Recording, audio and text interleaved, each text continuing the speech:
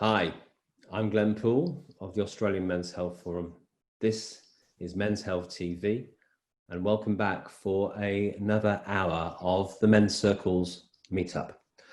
This evening we have 5 men with us representing 4 different circles and gatherings. We have our returning elder, John Mouland, here for the 3rd time. John's with New South Wales Men's Health and Wellbeing. We have Packman of Warrior Within. We have Jack Beros, National Chair of the Mankind Project, and we have Peter Efford and Wes Carter from the Men's Work Project in WA. Men, thank you for being here. Thanks for contributing to this circle and sharing so generously with all those watching tonight. John, I'll hand the circle over to you. Thanks very much, Glenn. Thanks to Men's TV and the opportunity to sit with you wonderful men. It's a real treat.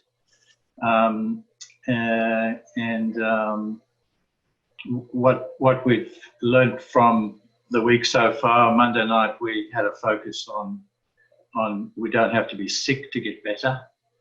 There was a lot of focus on Tuesday night about mateship and the best asset a man can have is a mate.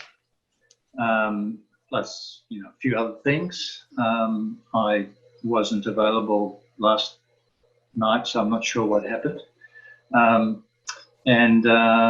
We'll just see how we go with tonight, and possibly just have a little.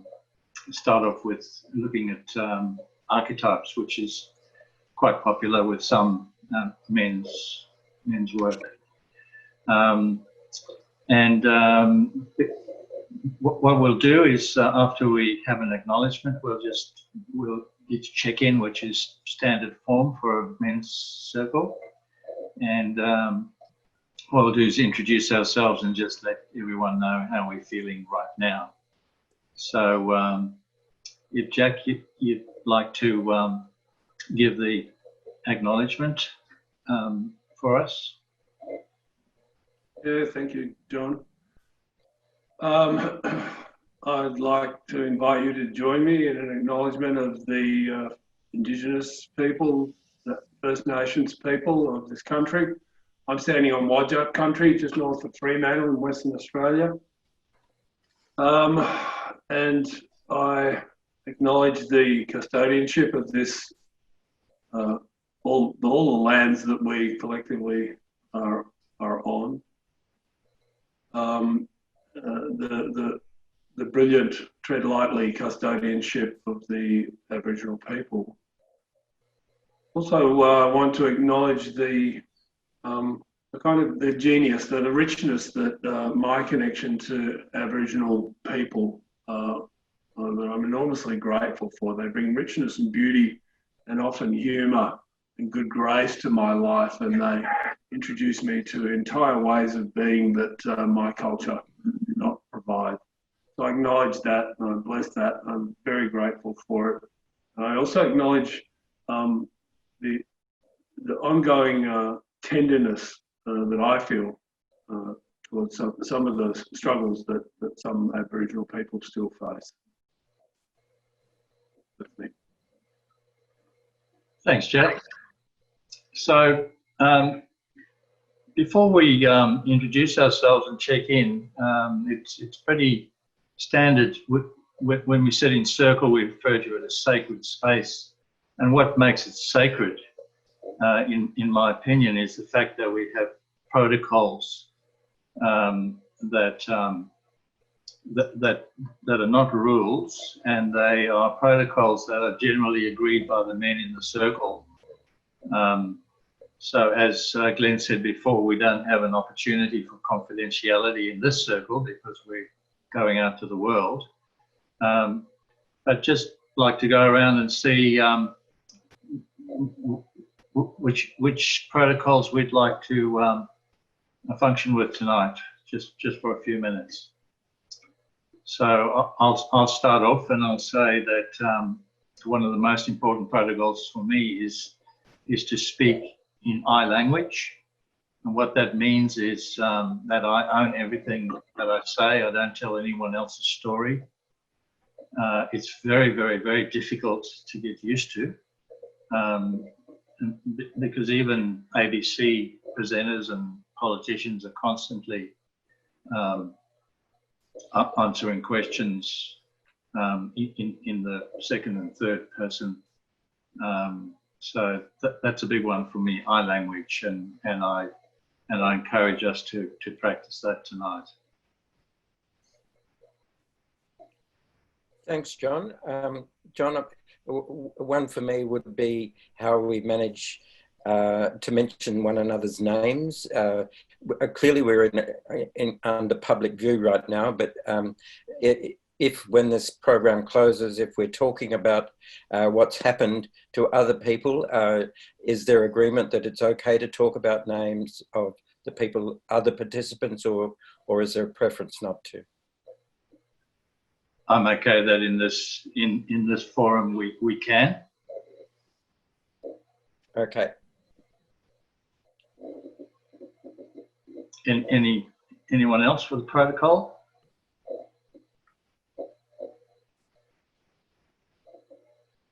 I like the concept of having protocols, but I have a sense that because we're all fantastic men, there's a lot of agreement already there without having to specify what it is. And I know that in a lot of the work that I do with men, the first thing I do in circle is to say what would make it safe for us all to be here in terms of how we cooperate, how we interact with each other. But I'm really comfortable. I'm looking at some fantastic men here. Asher, I don't know you at all. Welcome. And Jack, hello again. Haven't seen you for a long time. And John, of course. Yeah, with that, I'll wait until the next bit from you, John. Right. I have something. Not really a protocol, but a want, and something that I will just offer. I will be endeavouring to tell the truth, speak from a place of authenticity to the best of my ability to reach, to dig for my truth. I agree with you. Inherent in this work, but worth mentioning maybe. Yeah, right. And I personally would like to be reminded if I step out of any of those protocols, particularly the I statement one, John, that you mentioned. Thank you. So happy to be reminded. Right. Well, man, I'd just like to second all of those things. Like they're all vital. I would have talked about our language most definitely, and truth and integrity. So I think we've covered it all there. If I was in my own circle with men that were less experienced, I might say something about active listening. But I think really very well covered, and I'm already feeling really grateful to be amongst you men. So thank you. Yes, thanks, Asher. And I think in the basket of safety that you're referring to, Wes, if I might make comment on that, is the things like judgment and not interrupting and respecting what a man's saying is true for him at the time, all those kinds of things. And the biggest challenge for me is no advice giving. Hang on, I never said anything about that one. That's my forte. Yeah, so it's taken a lot of practice to just see something so clearly of what a man needs right now and just honour his process and not fiddle with his destiny. And even if he asks, it's best to take it out of the circle to another time and place. So that's good protocols for us to progress with. Let's see how we go. Gently going into the concept of archetypes. Now, the men's work that a lot of us are involved with is referred to as mythopoetic men's work, and that sort of came out of Carl Jung's philosophy and the mythology and the poetry, sort of bringing men together, icons like Robert Bly, and getting the movement going and getting men back into groups and circles and gatherings, and in the mythology, and Carl Jung is big on archetypes. So what might we say about that in relation to men's work? For me, I think I started off with, in terms of mythopoetic stuff, that we're king, warrior, magician, lover, the book written by Gillette and Moore, was one of the touchstones for me in terms of conducting and running men's groups. But over the years, I've sort of drifted away from using the archetypes in terms of how I conduct a men's group. The difficulty, as I see it, is how do you interpret archetypal language to every man in the street if he has no concept around archetypal masculine behaviour.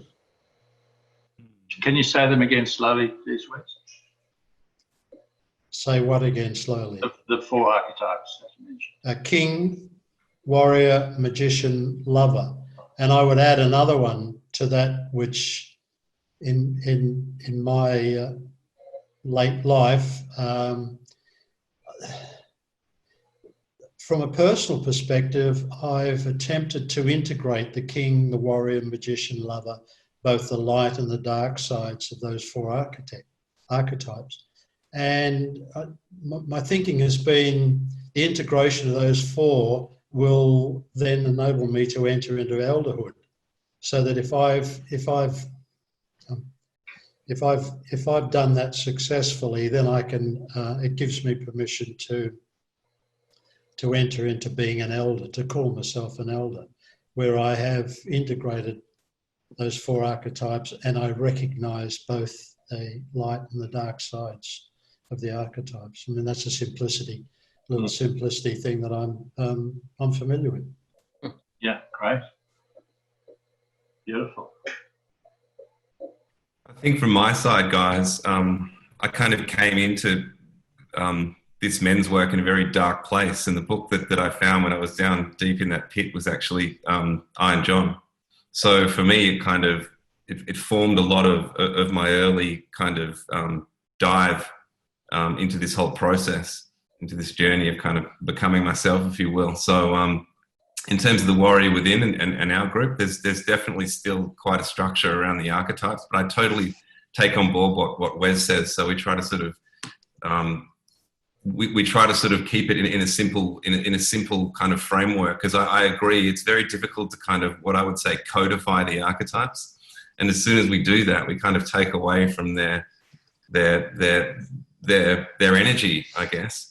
So, and I also agree that for some men walking into this work, to try to come at them from an archetypal point of view straight away might be a bit discombobulating. So I think there's room for them, but I also think there's room for an awful lot more. Yeah.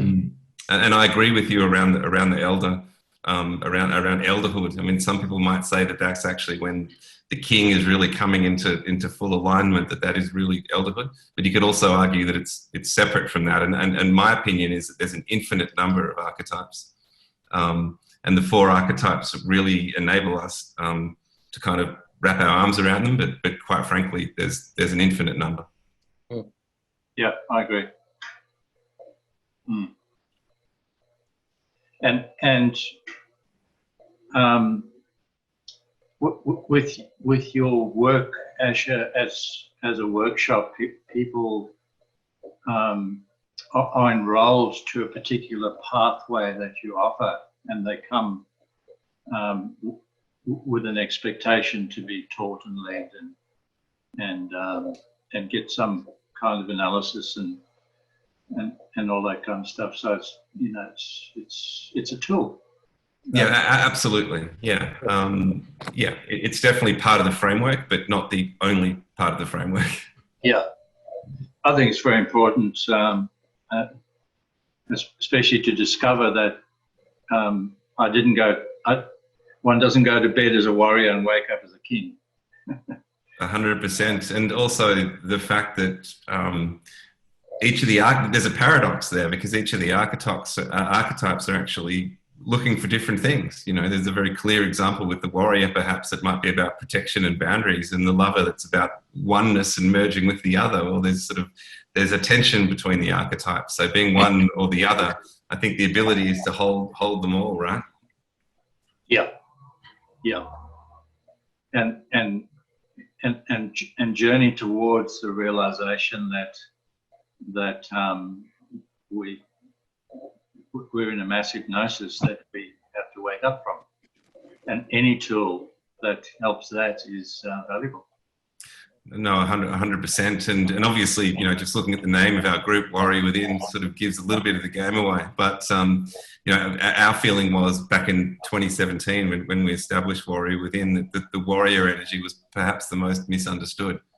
And so we thought it was a kind of a nice starting place to understand what true warriorhood is, as opposed to the warrior energy that we see in the world. Well, certainly back in 2017, and maybe even more so now. Yes, plenty of warriors spelt with an O. Ah, yes, there's that too, without doubt. Yeah, and my background really, because I know I'm new to some of you guys here, is actually through meditation, which is actually how Warrior Within was formed. It started as a group of men meditating together. In my other role, I look after Meditation Australia, which is the industry body for meditation teachers in this country. And so originally, Warrior Within was kind of formed to give a space for men to come together as just men and meditate together, because there was a certain feeling that a lot of the studios that were offering meditation were a little too feminine. And I was getting a lot of people coming to me and saying, is there a space where we can just go and meditate together as men? And so that was the first thing that happened. And it just kind of, it went from there. The next thing I knew, we were sitting in circle, and the next thing I knew, it was expanding beyond that. So it's a beautiful thing. Now that was a great share, and made me realise that I didn't pull us in to check in. So that sounded like a check in.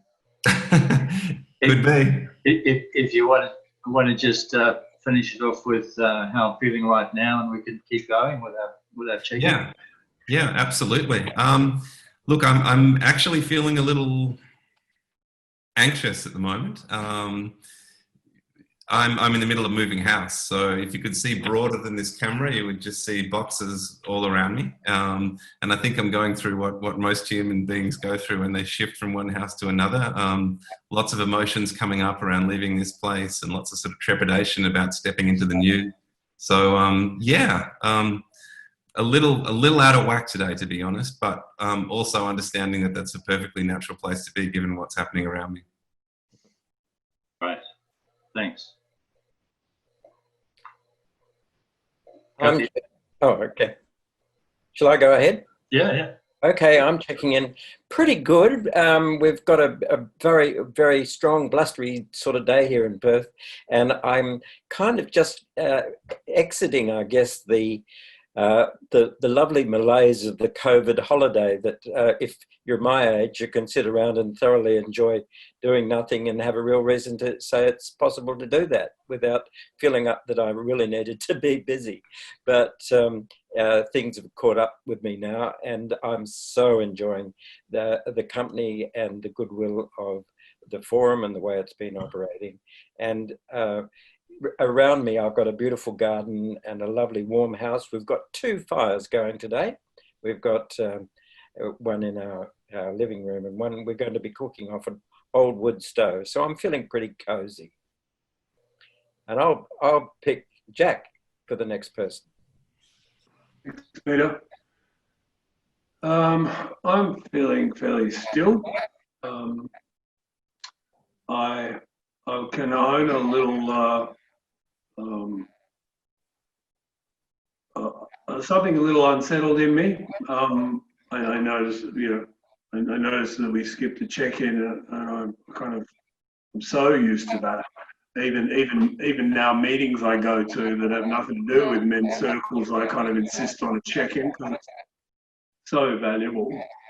Part of the value in it, I find, is that I can be honest about what's going on for me. People know what they're dealing with, and in many of the meetings that I'm involved in, we'll clean stuff up between us too before we even start the work. And while there can be resistance to that sometimes because there's so much bleeding work to do, my growing experience is that the more we create time for that to happen, the quicker the work gets done. It's falling off a log once things are clean. So the anxiety in me is probably around the fact that we're almost halfway through our time together. There's a lot of richness and experience in this circle. And it would be my want that one of the things that comes out of today would be some consideration of the different types of circles of men that are already active in this country and elsewhere. I'd love to know who the audience is. If there's anybody watching this, I'll bet my bottom dollar most of them are already involved in this work. I reckon many of them would be sitting in circles either as men or as women, or maybe co-gender circles. So it would be interesting to know. But the deep question in me is, what's the value in circles of men we're here to talk about, and what could I do to effectively land out there for those people who would find value in it. The fact that they're everywhere. There's a massive diversity of circles, and how could we cooperate better to share the gold? The joy and the beauty in this is something of what's there for me. Right. Thanks. You want to go, Wes? Oh, I'll stay.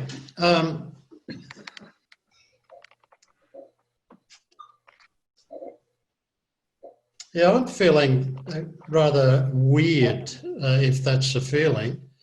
This COVID-19 thing, I can agree with what Peter has said, that it's provided us with an opportunity to go deeper inward, but I've been going deeper inward for bloody years now, and I'm unsure.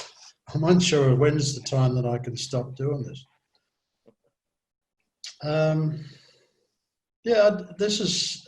I mean, for me, this is the first occasion that I've spoken in this type of forum, and it's quite unique. Look, let me be a passive person and just listen in and say when I need to say something. At the moment, I don't feel that I can contribute more than what I've been doing. Thanks, Wes. Thanks, Wes. I'll check in. Yeah, I've had a full day's work. I have a full-time job,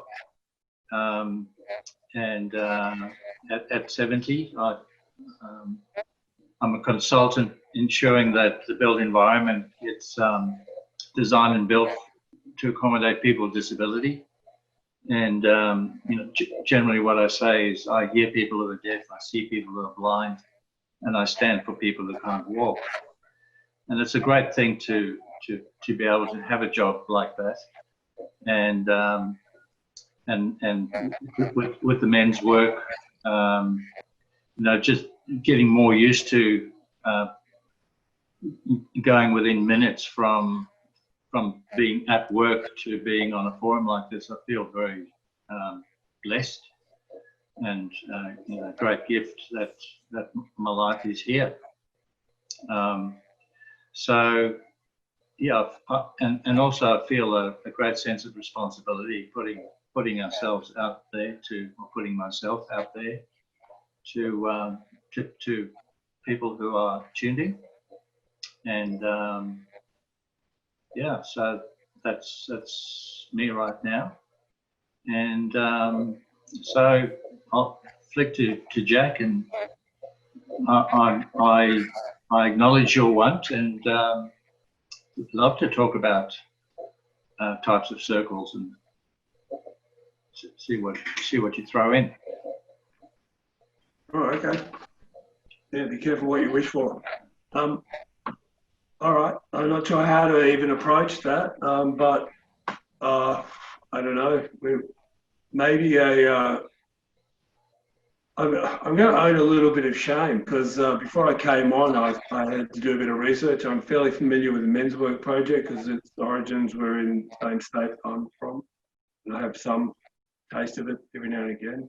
I had to look Ash's work up. I had some awareness of Warrior Within. I certainly needed to look up New South Wales Men's Health and Wellbeing, UMen, and I really felt some shame that I'm so busy in doing what I do, and I'm so committed to men's circles, fostering the work, doing anything I can to support it.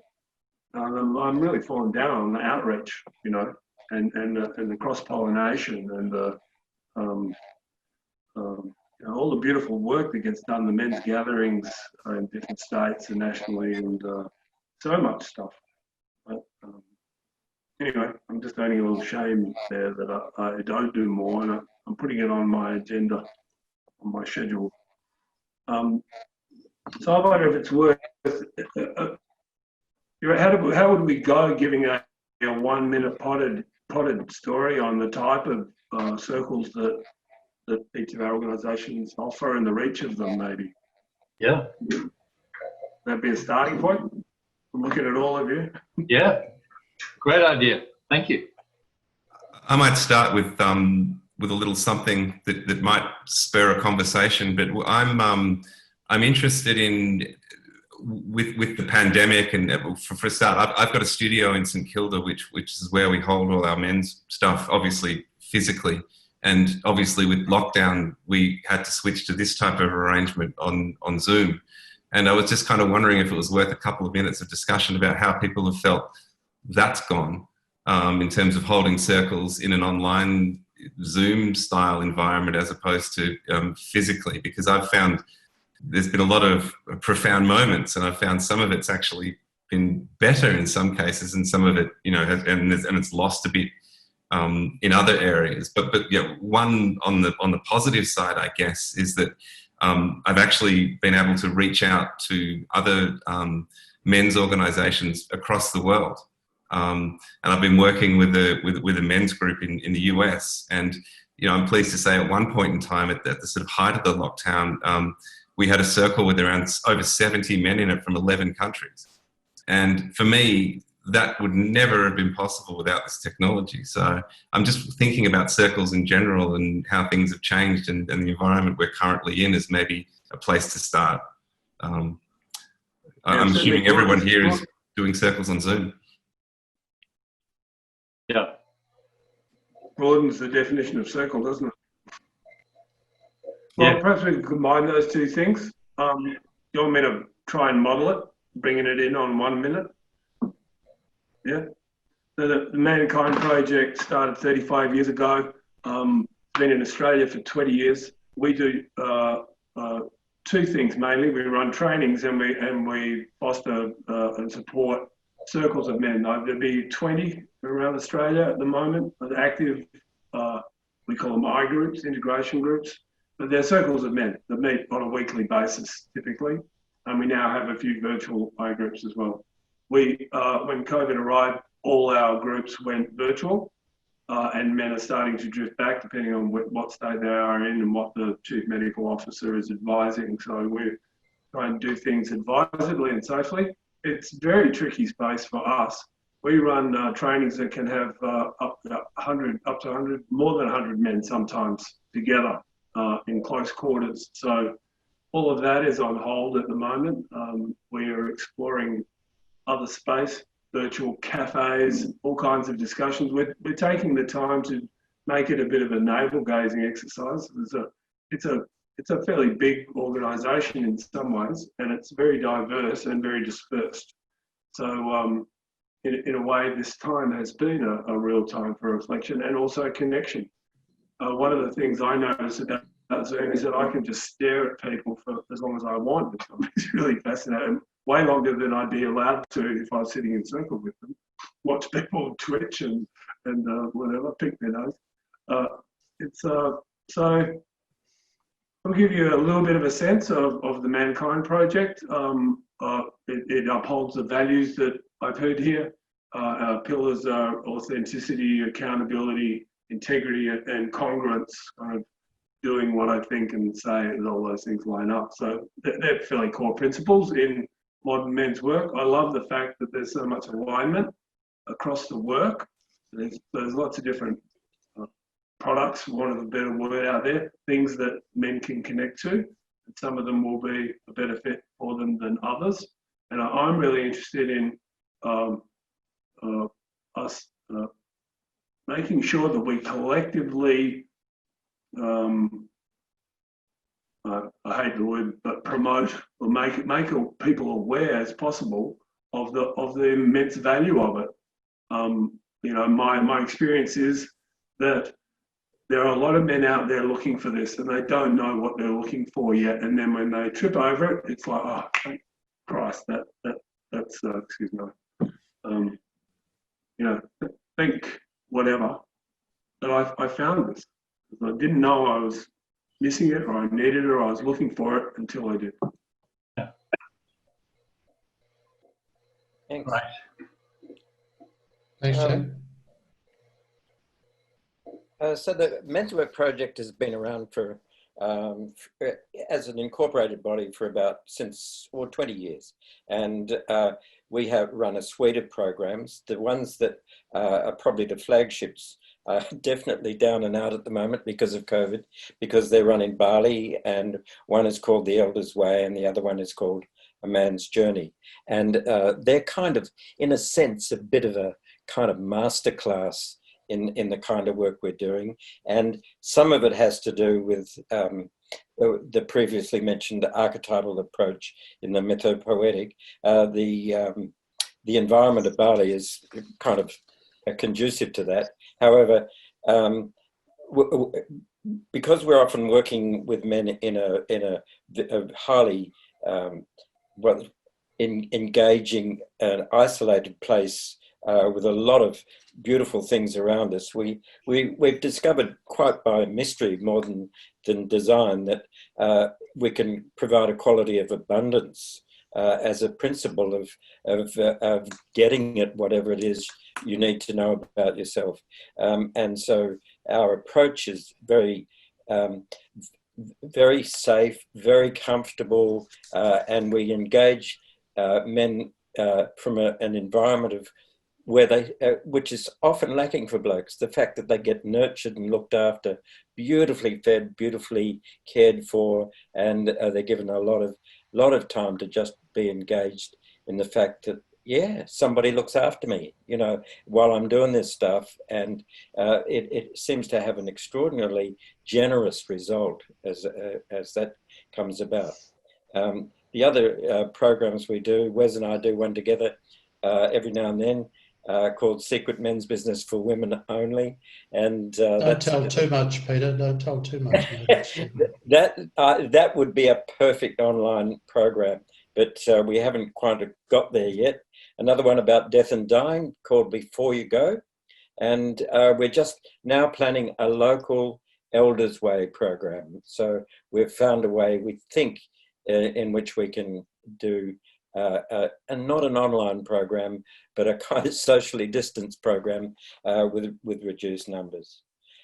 Also, of course, the Men's Work Project incubates other programs. So a lot of the work that has already happened in Western Australia, particularly around men's groups, and let's say, for instance, the gatherings and things have actually been incubated by the Men's Work Project. And once we know that they've got a safe trajectory of their own, we let them go and say, there you go, off you go, and we take on another one. So right at the moment, we're looking at what are some more contemporary ways of engaging with men, because in a sense, the way we operate, and I think, there's a tradition in the mythopoetic, it's reasonably high church, and it's often difficult for men to get the idea of working in that kind of environment, using archetypes and all of this stuff. So we're currently operating in looking at what are the contemporary equivalents that can create an easier entry point for men to discover more about themselves and know more about the masculine. So that's probably a bit of a kind of wrap up of the Men's Work Project. Mm. Did I do well, Wes? Oh, I don't need to say anything. It's just fantastic. I would like to just add a little bit around the process that we use in Bali. If you can imagine doing circle work for 8 days and nights, as opposed to either a one-day workshop or over a weekend. Having that the benefit of eight days with a captive audience and a limited number of men, we only take 8 men at a time. It's sort of self-running. Once men have got some idea of the safety and the confidentiality and the honesty and the integrity and the truth and all that sort of stuff, they'll basically make the week for us. It makes it much easier. So yeah, and unfortunately, we would have been there now with a full house for a man's journey and close to a full house for the Elders Way. However, we will run this thing, as Peter said, it's a 1 week, the Elders Way, a practical way here that Peter and I are going to run. We're going to do a pilot program in the middle of next month. So yeah, that's what's going on for us. Great. Back to you, John. Okay, well, the circles that I am involved with are, I suppose, primarily the gatherings that are modelled on the Tasmanian gathering that's been going for about 25 years. And it's different from other similar gatherings where people have options to go to workshops and things. With the Tasmanian model, it's plenary. Everyone goes through the same process, and we do it together. And it's held in a very big teepee, which is glorious. Mm. And I think 65 men can sit around without creating a second circle. And this, we just squeaked one in March before the shutdown, and we had 92 men in that tent. You and I made up the two. The rest with 90. Yes. And I was on the content team for that year. Yeah, I thought it was, well, I think it's such a good model that with another couple of blokes, we brought it to New South Wales, and we run it in Katoomba. And now it's also gone to Adelaide. They've had one in Adelaide now on that model, and the next one's in October in Adelaide. So the model is spreading, and it's just fabulous. on so many levels. And so with that model coming to Sydney, what I've done for the last few years is traditionally at the end of the gathering, guys will stand up to volunteer to create the following year's gathering. And that's a tradition. And with the Sydney mob, I've offered a leadership program, which is a 12-month program. And that is just wonderful opportunity to work on oneself and challenge oneself and the ups and the downs. And it's great leadership. And then I don't actually do a weekly men's group. What I do is triads.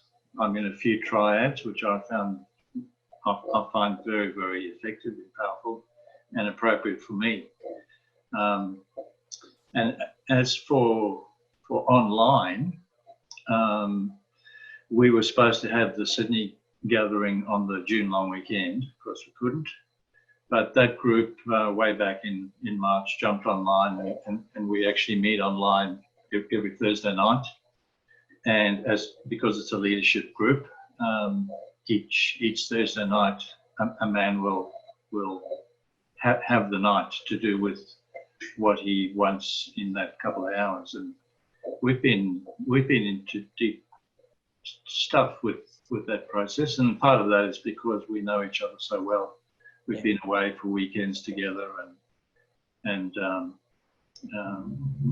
worked on it. And so there's lots of opportunity. I mean, anyone really can get going with a triad. You just need a couple of mates and can start from there. And it's often a good seed for a group to grow.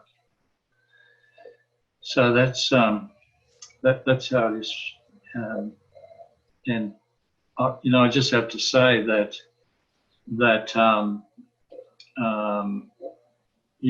in the last 10 years, I just can't believe how much benefit I've received and so much value I've gotten out of it. It's just amazing, and it's the joy of my life to see men come in, timid and scared, and two years later they're just completely different. It's very enriching. Are you finished, John? Sorry. Sure. I just want to offer that you don't have to be timid or scared. We've got a few years on this panel between us, but I'm noticing in the Mankind Project, increasingly these young men are showing up who just know that there's work to be done in this space. Many of them are just diamond souls already, and they've come to learn, come to polish their edge, whatever, and to engage. Yep. So, and I don't know, but actually I know you haven't gone yet, but just let me throw this in quickly. I would have if I'd thought of it before. When I first touched this work in the 90s, Wes Carter was the first man I met that was anywhere near any of this work, and most of the circles that flowed from that place, the training that I got with Wes, we were just making it up as we went along, and now there is so much value and so many wonderful tools available that can really promote growth for me, hold me to my dreams and stuff. That in some ways I'd have to say you'd be mad to. I mean, if it's the only way of doing it, sure, grab some mates, leave the piss in the fridge, and get real with each other if that's what you got. But if there's any way of accessing some of the growing wisdom of this kind of remaking of masculinity that's going on globally, please do. Ashley, you didn't get your moment in the sun, mate. Off you go. That's okay. Actually, I was literally going to use that phrase. So, Jack, you're reading my mind. But Yeah, firstly, just to say, I agree with you completely. And when I see the young guys coming in, 19, 20, and really engaged in the work, I feel it in my heart. It's just so gratifying because I think about myself. You know, I'm 52 right now. What was I doing when I was 19 or 20? I certainly wasn't going to sit around in a circle with a bunch of old men and open up my heart. You know, I would have been not doing that. So I see these guys come in, and wow, it really touches me. You know, it really, really does. But I guess, you know, I guess I talked a little bit about the evolution of Warrior Within earlier, but you know, we're obviously in our infancy compared to the men around this circle, just 3 years old. So, but it is gratifying to hear the type of work that you guys are doing, and it feels like we're in alignment with that, with the sorts of things that we're offering. You know, around eldership and death and dying and all these things that I'm hearing. It's kind of, I feel like we're on the right path just listening to you guys speaking, being further down the track. So that feels good. That feels really good. So yeah, our model is basically once a week we offer basically an open circle to whoever wants to show up.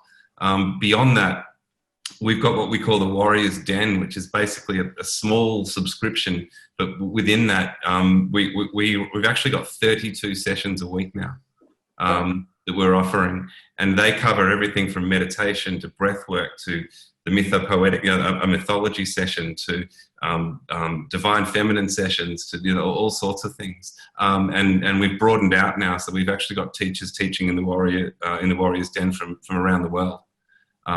So we're really gratified about that particular model, and that seems to be working very well. So we've got the Tuesday night open circle, which has been going since the beginning, and now we've kind of got this Warrior's Den option as well, which gives men lots of different options, which we think is a nice little model. Mm. And just following on from what you said, Jack, I'd like to acknowledge my gratitude for Glenn and his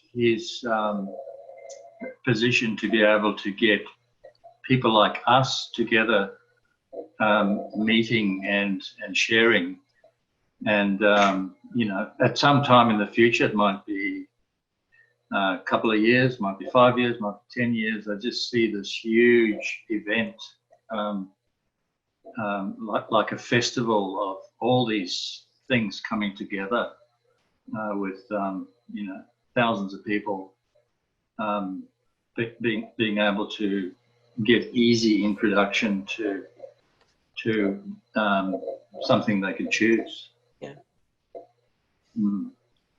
Yeah, I'll second that about Glenn, and if I can indulge in a small story, because he probably doesn't even remember, but many years ago I was in a pretty dark place going through a divorce, and I read something that Glenn had written in The Guardian, I think, and I literally picked up the phone and he gave me a lot of his time, more than once.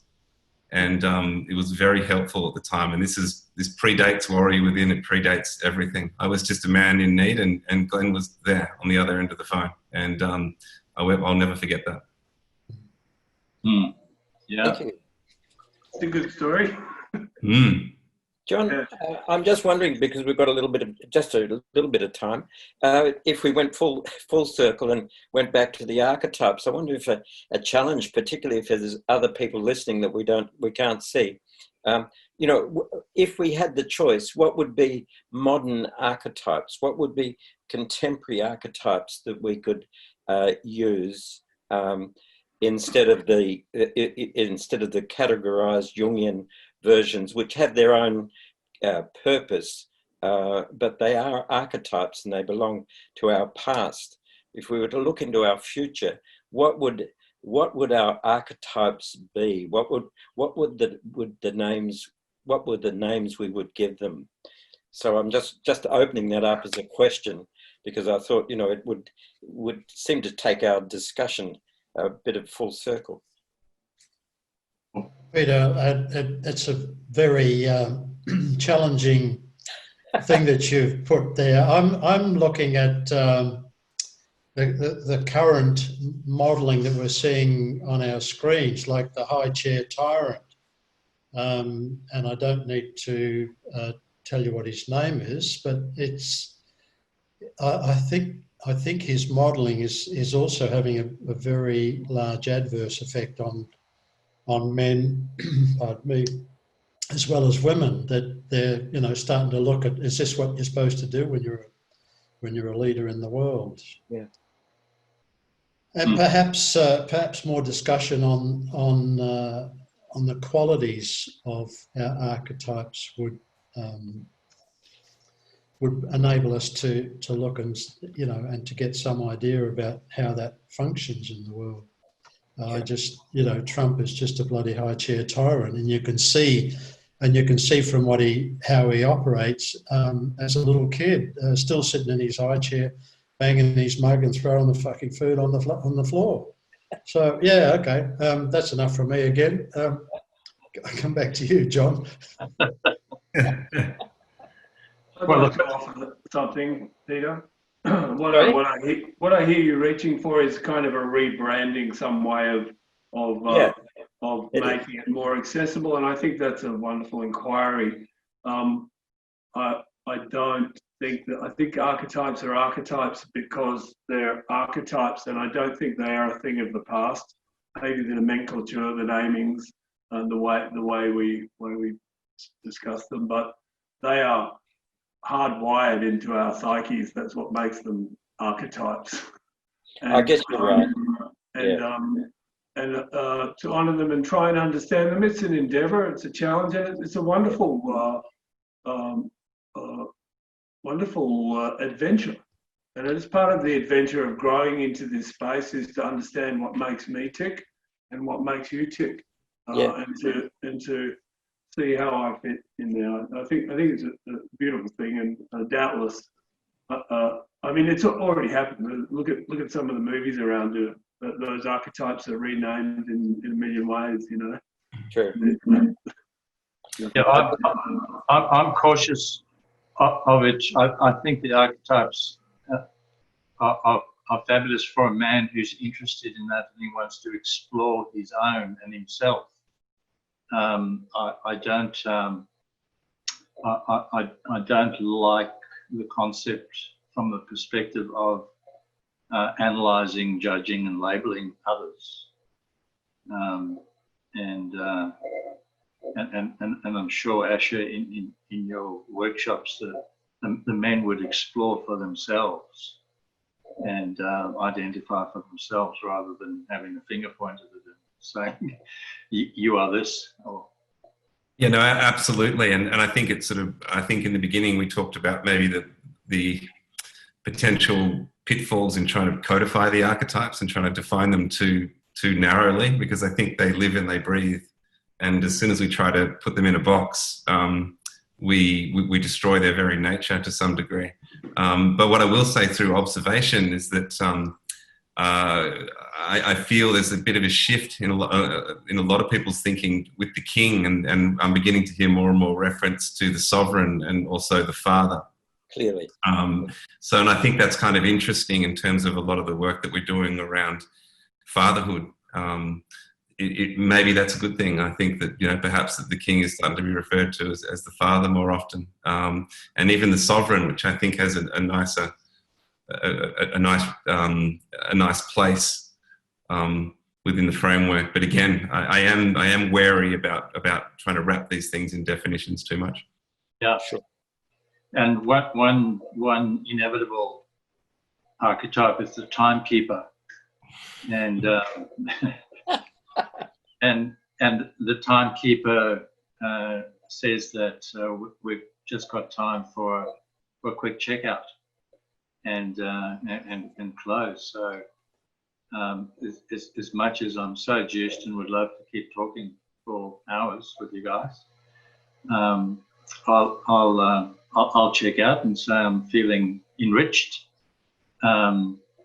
educated from our circle, and feel a deep sense of gratitude and love.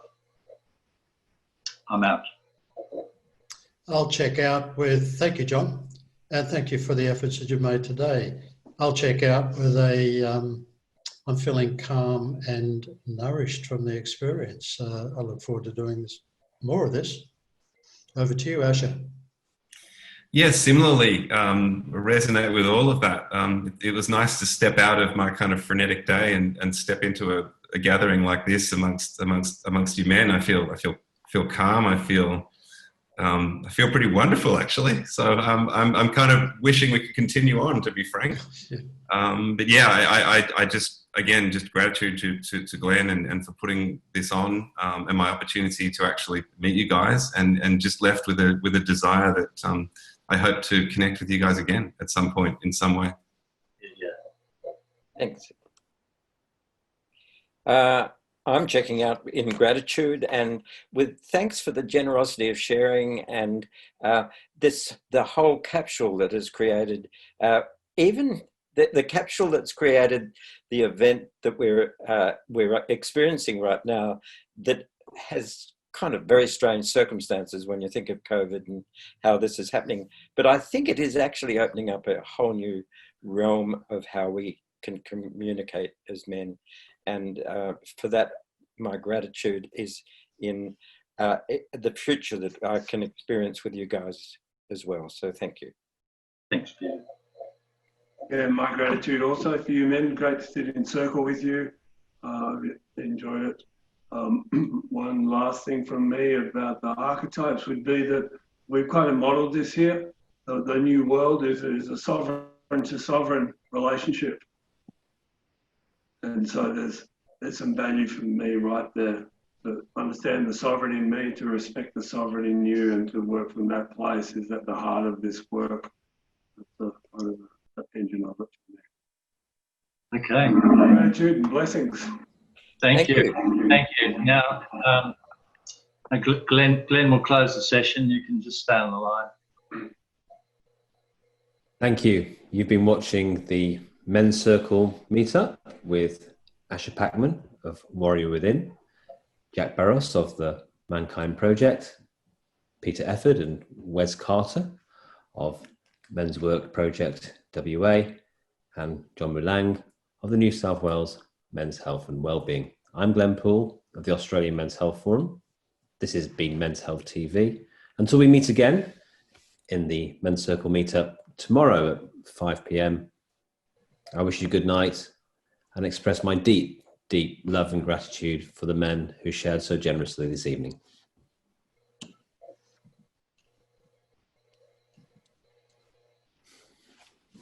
Okay, we're off air. Great. Thank you. Thanks, Glenn. Thanks, Glenn. Well done, mate. Hey, you did all the hard work. It was beautiful to sit in the background and enjoy. It's. I reckon anyone was still awake by the end of it, mate. Do you know, just briefly, working with my head all day long, I normally end the day exhausted. And this week, doing this at 5 p.m. to 6 p.m. to close the day, it actually reinvigorates me because, you know why? It's sort of like, it just, nothing matters. It shifts. Yeah. Shifts my reality. I go on a fantastic journey just by sitting in the background. Yeah. And look, Jack, great job, Glenn. Thank you.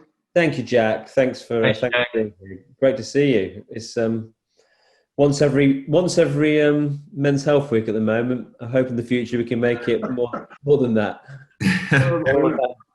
We just need more money in the system. That's all. We'll see what we can do. Bye. Thanks for the invitation, Glenn. I appreciate it. Bye-bye. Yeah. And thanks, Asher, for that acknowledgement. I didn't remember the absolute content of our conversations, but I knew we'd connected. Yeah, I think you were traveling around Australia, I think. That's right. Yeah. Yeah, I have a vague sense of being somewhere in the south of the country when we had the conversation. I can sort of orientate myself like that. And you were this person on the end of the phone, and I just had one of those kind of like, I collect people, and I just had a sense of when the time's right, we'll work together. And that would be brilliant. Yeah. Well, we have. There we go. Yeah. I'm not saying it's the end, tick. But yeah, I had a sense, when the time's right, there's a man that I'll work with. Yeah. Oh, well, thank you. No, I appreciate that. So I was glad I had the chance to kind of call that out because it means a lot to me. Thank you. Mm. Mm. All right. Well, Cool. thank you, guys. Thanks, Take care. guys. Thanks, John. Thanks for holding that. I really appreciate it. And thanks, thanks for holding those 3 circles this week. It's My pleasure, man.